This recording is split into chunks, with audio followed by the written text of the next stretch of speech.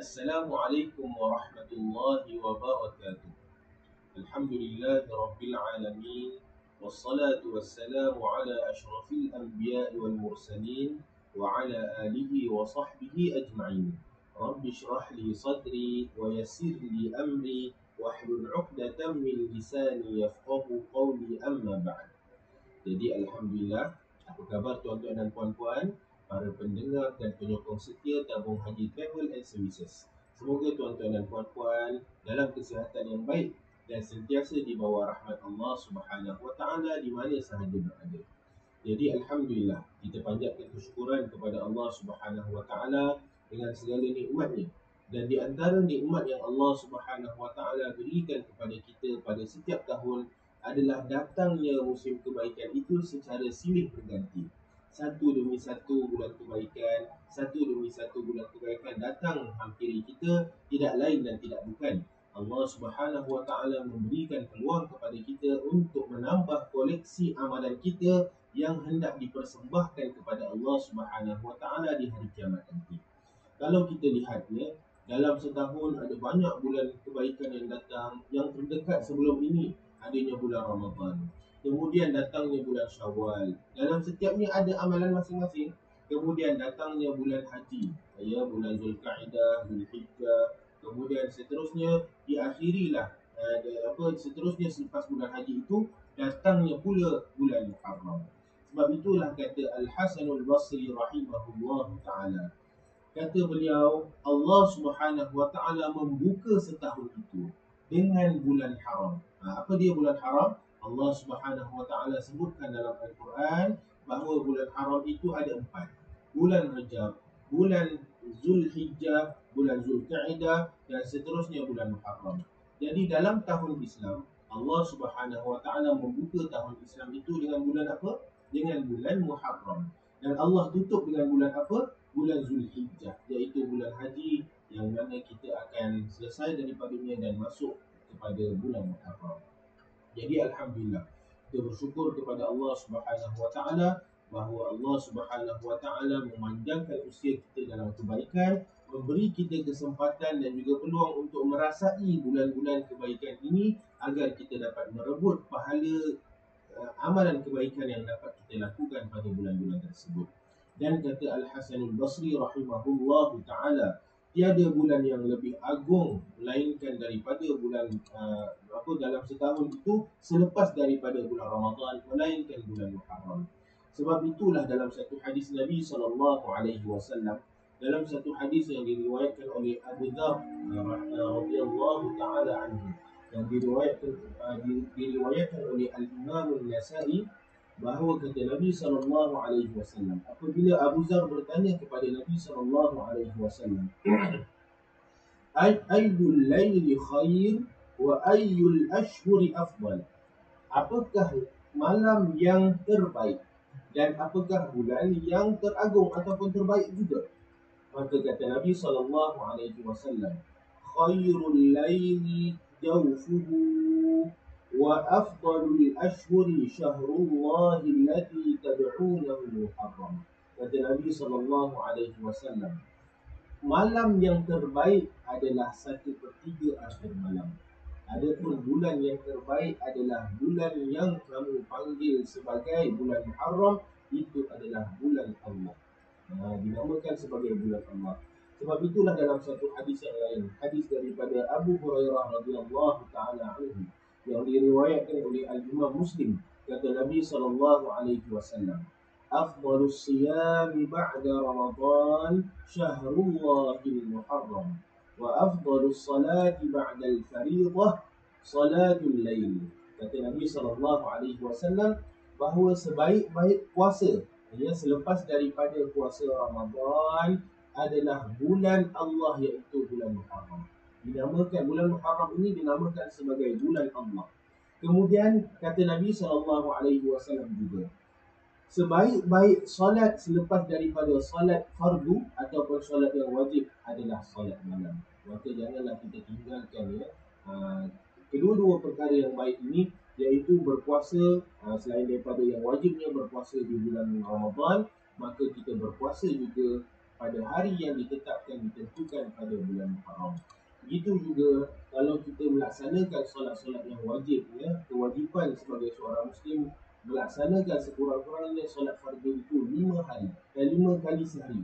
5 kali sehari.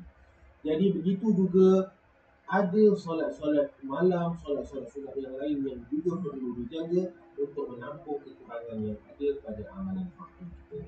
Jadi ini menunjukkan bahawa sebenarnya bahawa dalam bulan-bulan yang sunat, bulan-bulan yang ada amalan-amalan sunat seperti puasa dan sebagainya, kita tengok ada banyak bulan.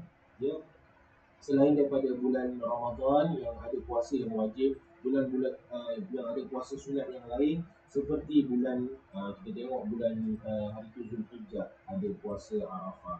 Kemudian bulan Syawal pun ada puasa 6 hari di bulan Syawal.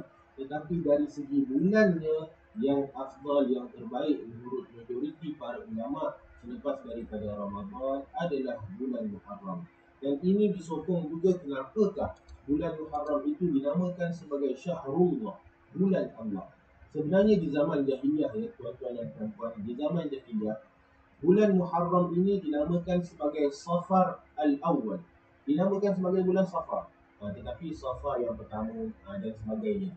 Jadi Allah Subhanahu Wa Taala nak menunjukkan bahawa bulan Muharram ini adalah selain daripada bulan itu diagungkan pada zaman jahiliyah, diagungkan juga pada selepas daripada kedatangan Islam. Tetapi Allah Subhanahu Wa Taala sendiri menamakan sebagai bulan Muharram. Maka apabila sesuatu itu dinisbahkan, disandarkan kepada Allah Subhanahu Wa Taala, maka tidak lain dan tidak bukan ia menunjukkan kemuliaan dan keagungan perkara tersebut kerana disandarkan kepada Tuhan semesta alam, iaitu Allah Subhanahu Wa Taala. Seperti mana kita kata kitab, iaitu buku kitab. Tetapi itu kalau kita sebut kitab, buku adalah buku biasa. Tetapi apabila disandarkan kepada Allah Subhanahu Wa Taala, kitabullah, iaitu Al-Quran, maka Al-Quran itu adalah satu benda yang sangat agung dan itulah yang menjadi panduan kehidupan kita dalam kehidupan seharian. Maka panduan kita adalah daripada Al-Quran dilengkapkan dengan sunnah Nabi SAW. Jadi tuan-tuan dan puan-puan yang dirahmati oleh Allah Subhanahu Wa Taala, sebenarnya sebelum diwajibkan berpuasa di bulan Ramadan, telah diwajibkan berpuasa di bulan Muharram. Dan ini diterangkan dalam satu hadis Nabi SAW yang diriwayatkan oleh Ibnu Abbas radhiyallahu taala anhu, yang mana disebutkan dalam hadis Al-Bukhari dan juga Muslim. Kata Nabi sallallahu, diceritakan bahawa anna Nabi sallallahu alaihi wasallam qadima al-Madinah, bahawa satu hari Nabi sallallahu alaihi wasallam, ini semasa peristiwa hijrah, apabila Nabi sallallahu alaihi wasallam sampai ke Madinah. Kemudian fawajadal yahuda siyaman yauma Ashura. Maka Nabi SAW mendapati bahawa orang Yahudi ketika itu berpuasa di bulan Muharram bertepatan dengan 10 Muharram. Sebab itu dinamakan Ashura, daripada perkataan Ashara, 10. Maka sifatnya adalah dia adalah Ashura, hari yang ke-10. Maka itu adalah hari 10 Muharram. Maka kata Nabi SAW, Nabi bertanya kepada kaum Yahudi tersebut, "Ma hadzal yaumul ladzi tasumunahu?" Apakah hari yang kamu sedang berpuasa ini? Maka kata Yahudi tersebut, "Hadza yaumun azim." Ini adalah hari yang agung, hari yang mulia, yang mana anjallahu fihi Musa wa qaumah. Allah Subhanahu Wa Taala menyelamatkan Musa dan kaumnya, wa aghraqa Fir'aun wa qaumah, dan Allah menenggelamkan Fir'aun dan kaumnya. Kemudian fasamahu Musa syukran.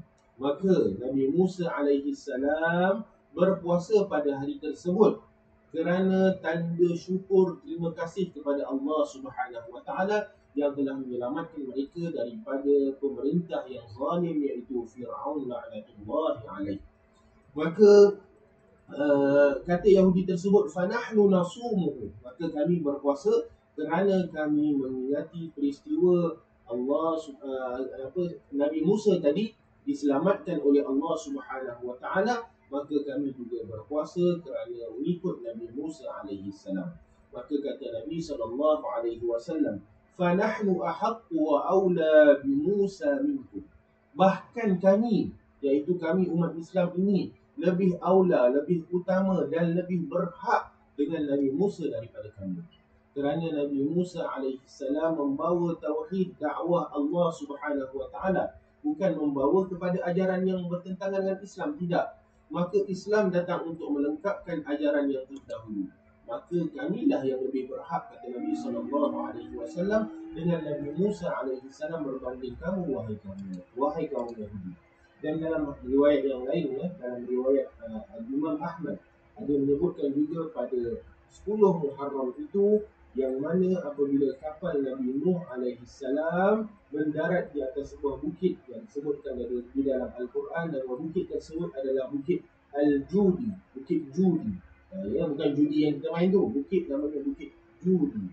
Ya, apabila kapal setelah daripada berlaku bah ataupun banjir besar, maka kapal tadi berlabuhlah di atas sebuah gunung ataupun bukit namanya bukit Judi.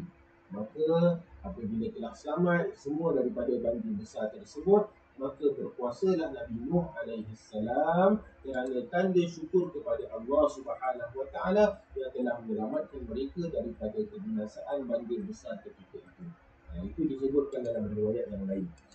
Jadi kelebihan puasa Ashura ini, kelebihan berpuasa di bulan Muharram, iaitu pada 10 Muharram, disebutkan dalam sebuah hadis yang diriwayatkan oleh Abu Qatadah radhiyallahu taala anhu, yang diriwayatkan juga oleh Al-Imam Muslim. Maka kata Al-Imam Muslim, anna rajulan sa'ala Rasulullah sallallahu alaihi wasallam, dalam hadis tersebut bahawa ada seorang lelaki bertanya kepada Rasulullah sallallahu alaihi wasallam an siyam yaumi Ashura, tentang berhukum ataupun tentang berpuasa pada hari Ashura. Maka kata Nabi sallallahu alaihi wasallam, apakah pahala yang akan dapat daripada berpuasa hari Ashura, iaitu berpuasa pada 10 Muharram? Kata Nabi sallallahu alaihi wasallam, inni ahtasibu 'ala Allah ay yukaffira as-sanata allati qablahu. Dan aku berharap bahawa Allah Subhanahu wa taala akan mengampunkan dosa setahun yang lalu. Nampak tak kelebihan di situ? Setahun dosa kita yang lalu diampunkan oleh Allah Subhanahu wa taala andai kata kita merebut peluang untuk berpuasa pada 10 Muharram. Dan kalau kita tengok pada bulan yang lalu, pada bulan Zulhijjah, ada hari Arafah. Hari Arafah, Nabi kata apa? Inni ahtasibu 'ala Allah an yukaffira as-sanata allati qablahu was-sanata allati ba'dahu. Aku berharap Allah akan ampunkan dosa ini untuk puasa hari Arafah, setahun yang lalu dan setahun yang akan datang. Jadi timbul pula persoalan. Tadi kita kata sebaik-baik bulan selepas daripada bulan Ramadan adalah bulan Muharram, sebab ada puasa Ashura dan sebagainya. Tetapi kenapa pula bila puasa Arafah diampunkan, dihapuskan dosa yang setahun yang lalu dan setahun yang akan datang, sedangkan puasa 10 Muharram, puasa Ashura hanya setahun yang lalu? Okay. Dari sudut bulan Muharram adalah, menurut majoriti para ulama, bulan yang paling afdal selepas Ramadan adalah Muharram. Itu dari sudut bulan. Tetapi dari segi hari tertentu berpuasa, maka hari Arafah lebih afdal berbanding hari Ashura. Sebab itulah pahalanya 2 tahun, setahun yang lalu dan setahun yang akan datang. Berbeza dengan hari Ashura adalah setahun yang lalu sahaja. Dan bagaimana kita lihat apabila Nabi SAW, apabila kita dah tengok dalam hadis Ibnu Abbas tadi, apabila Nabi datang ke Madinah lihat orang Yahudi berpuasa, Nabi pun berpuasa sekali. Dan inilah permulaan di mana di mana diwajibkan dahulu berpuasa di bulan Muharram sebelum diwajibkan datangnya bulan Ramadan, diwajibkan berpuasa di bulan Ramadan. Sebab apabila telah datangnya bulan Ramadan, diwajibkan berpuasa di bulan Ramadan, maka kewajipan untuk berpuasa di bulan Muharram itu gugur, telah menjadi sunat. Dan ini juga disebutkan dalam mazhab Syafi'i, dalam mazhab Syafi'i kita, bahawa puasa di bulan Muharram hukumnya adalah sunat. Ini selepas daripada kewajipan berpuasa di bulan Ramadan. Kalau kita lihat apabila Nabi SAW datang kemudian berpuasa Ashura, tetapi Nabi SAW memerintahkan kita untuk berbeza dengan orang Yahudi. Tetapi dalam masa yang sama Nabi tak hapuskan perkara yang mana Allah perintahkan yang ada asal dalam Islam dan sebagainya. Nabi tak mansuhkan, hapuskan begitu saja. Nabi buat, tetapi Nabi bezakan dengan amalan-amalan orang Jahiliyah ataupun orang Yahudi yang terdahulu. Contohnya, orang Jahiliyah dulu sebelum kedatangan Islam, mereka memuliakan tetamu. Jadi adat kemuliaan memuliakan tetamu ini diteruskan lagi walaupun setelah kedatangan Islam. Begitu juga hari Ashura ini diteruskan puasanya setelah daripada kedatangan Islam, digalakkan berpuasa setelah daripada kedatangan Islam. Tetapi Nabi SAW menyuruh kita berbeza. Sebab itulah Nabi kata apa? Di tahun akhir, setahun sebelum daripada Nabi wafat, Nabi kata apa? Disebutkan dalam sebuah hadis Nabi SAW, hadis Ibnu Abbas yang diriwayatkan oleh Al-Imam Muslim. Nabi kata, la in baqitu ila qabilin la asumanna at-tasi' wal 'ashir. Nabi kata, andai kata aku masih lagi dihidupkan sehingga tahun hadapan, nescaya aku akan berpuasa 9 Muharram dan 10 Muharram. Apa tujuannya? Tidak lain dan tidak bukan untuk membezakan dengan orang Yahudi tadi yang hanya berpuasa pada 10 Muharram. Tetapi ditakdirkan Allah Subhanahu Wa Taala pada tahun yang seterusnya Nabi tidak sempat dengan bulan Muharram, maka Nabi tak hanya sempat berpuasa pada tahun itu pada 10 Muharram, tapi 9 Muharram tidak sempat. Tetapi Nabi memerintahkan. Jadi apabila Nabi perintahkan, maka itu juga telah menjadi satu tuntutan dan galakan untuk kita berpuasa juga pada 9 Muharram tadi untuk membezakan antara kita dengan amalan orang Yahudi. Sebab itulah kata Al-Imam Nawawi rahimahullah ta'ala, ada hikmahnya kenapa diperintahkan, digalakkan, disuruh, dituntut untuk kita berpuasa pada 9 Muharram juga. Antaranya yang pertama adalah untuk berbezalah tadi, untuk berbeza dengan perbuatan orang Yahudi yang hanya berpuasa pada 10 Muharram. Itu yang pertama. Yang kedua, sekiranya berlaku kesilapan teknikal, kesilapan daripada sudut penyiraan hari, salah tengok anak bulan dan sebagainya penentuan hari, boleh jadi apabila kita berpuasa pada 9 Muharram itu sebenarnya telah jatuh pada 10 Muharram. Tidakkah kita dapat juga hari Ashura itu? Jadi itu antara hikmahnya. Kalau kita berpuasa 10 sahaja contoh, boleh jadi berlaku kesilapan teknikal, silap kira bahawa 10 itu 11 sebenarnya. Kita telah terlepas yang sepatutnya kita nak berpuasa 10 Muharram. Sedangkan yang kita puasa 10 itu sebenarnya 11 Muharram. Boleh jadi. Sebab itulah sebagai langkah berhati-hati, sebaiknya juga kata Al-Imam Nawawi, kita berpuasa pada 9 Muharram selain daripada untuk berbeza dengan Yahudi, sebagai langkah berhati-hati. Takut-takut 9 Muharram itu sebenarnya adalah 10 Muharram.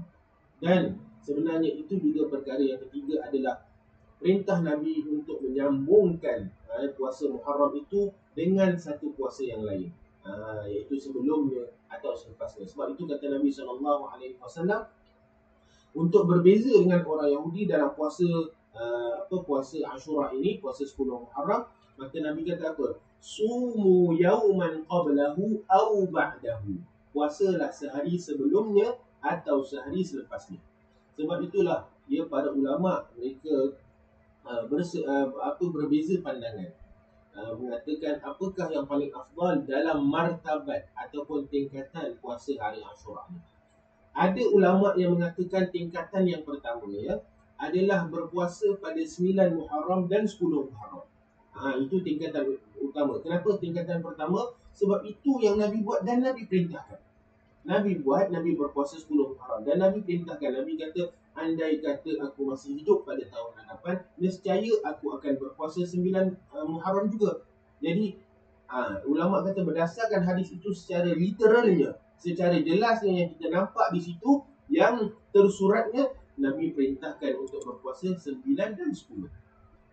Tapi ada juga ulama yang mengatakan bahawa yang afdalnya 9, 10, 11. Dia puasa 3 hari. Jadi mereka berbeza pandangan. Yang penting kita membezakan antara amalan Yahudi tadi dengan hanya berpuasa pada 10 Muharram sahaja.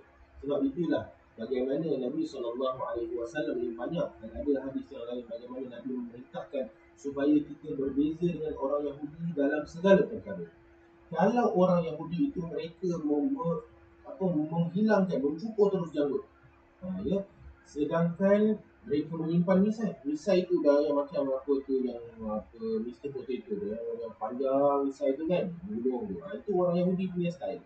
Tetapi dalam Islam ini bagaimana Nabi SAW menyuruh kita menyelisih, menyisihi orang Yahudi tadi dengan kita menyimpan janggut dengan keadaan terurus dan terapi, yang rapi, tersusun dan sebagainya, dan untuk kita membuang misai, yang mencukur ataupun membuang misai, supaya kita berbeza dengan kelakuan ataupun perangai orang Yahudi tadi. Itulah bagaimana sunnah Nabi SAW sekiranya dilaksanakan dalam kehidupan kita akan membawa kepada hikmah ataupun kejayaan yang tertentu. Dan juga kita ingat ya, apabila datangnya bulan Muharram ini, bulan Allah, bulan Muharram ini, maka janganlah kita sandarkan, kaitkan dengan perkara-perkara yang tidak baik. Kalau kita tengok orang Syiah, ya, mereka apabila datangnya 10 Muharram ini, dia ada buat perayaan sendiri. Dia namakan perayaan apa? Karbala. Biasa dengar kan? Ya. Hari Karbala ini mereka kata sempena memperingati kematian Al-Husain, anak kepada Sayyidina Ali radhiyallahu taala anhu, maka dibunuh pada 10 Muharram. Mereka merayakan hari Karbala tersebut. Jadi ini tidak wajar kita buat kerana mengikut kepada itu. Itu biarlah. Itu ajaran yang bertentangan dengan Islam dan sebagainya, kita buat kerana ikut Nabi, dan Nabi menyebutkan berdasarkan kisah Nabi Musa alaihissalam tadi. Dan juga tidak salah apabila dalam kita berpuasa dan sebagainya, dalam adat-adat Melayu kita ada bubur Ashura. Biasa dengar kan bubur Ashura kan. Jadi bubur Ashura ni mentang-mentang nama dia kena pada hari tersebut 10 Muharram, maka kita buat pada bulan Muharram je. Jadi sebenarnya dia boleh buat pada bulan-bulan yang lain, tidak ada masalah. Jangan kita tetapkan bubur Ashura mesti pada bulan Muharram saja, tidak. Ya, tapi kalau buat bubur Ashura tu sementara bersempena dengan kebetulan kita nak buat amal kebaikan dan sebagainya, nak bergotong royong, nak bersedekah kepada jiran dan sebagainya, maka kita buat bubur Ashura itu tidak menjadi masalah, kerana memberi makan, merapatkan silaturahim, jadi bekerjasama dan sebagainya, amalan yang sangat dituntut di dalam Islam. Yang tidak boleh hanya menyandarkan bahawa bubur Ashura itu hanya pada bulan-bulan tertentu dan sebagainya, seolah-olah telah menjadi satu kewajipan di dalam Islam. Jadi mudah-mudahan kita sentiasa di bawah rahmat Allah Subhanahu Wa Taala, rebutlah peluang sementara Allah Subhanahu Wa Taala berikan kita kesempatan, terutamanya kita berada di musim pandemik ini, ya. Berdoalah kepada Allah Subhanahu Wa Taala di bulan-bulan yang penuh keberkatan, di waktu-waktu yang mustajab, di tempat-tempat yang baik. Semasa kita melakukan puasa, bukankah berpuasa itu apabila kita hendak berbuka, doa yang tidak tertolak? Maka berdoalah kepada Allah Subhanahu Wa Taala, dijauhkan pandemik ini, diangkat wabak ini, disegerakan perginya musibah ini, dan Allah Subhanahu Wa Taala mempermudahkan kita dalam urusan kehidupan kita dunia dan di akhirat, insya-Allah. Jadi segala yang baik datang daripada Allah Subhanahu Wa Taala, yang lemah dan kurang itu daripada kelemahan dan kekurangan diri saya sendiri. Wabillahi taufiq wal hidayah. Wassalamualaikum warahmatullahi wabarakatuh.